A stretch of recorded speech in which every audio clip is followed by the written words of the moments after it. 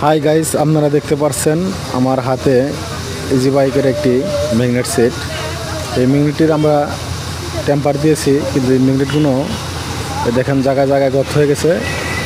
এখন আমরা এটা হ্যান্ড সান্দার আমরা পালিশ করব, খুব সুন্দরভাবে পালিশ করব, একদম নতুনের মতো চকচকে দেখাবে। খুব সুন্দরভাবে মোটরটি রান নিবে, কোনো প্রকারে কোনো সমস্যা হবে না। এই জন্য আমরা ম্যাগনেটটি আমরা খুব সুন্দরভাবে ডলে নিচ্ছি। যদি আপনারা কোনো সময় দেখেন যে ম্যাগনেটটি খুব খারাপভাবে গর্ত হয়ে গেছে, আপনারা সুন্দর করে আপনারা গ্যানিং মেশিনে শেষ কাগজে ডলে নেবেন। আমার ডলা শেষ, এ দেখেন একদম চকচকা হয়ে গেছে নতুনের মতো। ইনশাল্লাহ আশা করি বুঝতে পেরেছেন।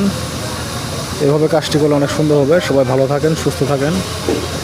সবার সুস্থ কামনা করে আমার ভিডিও শেষ করছি। আল্লাহ হাফেজ।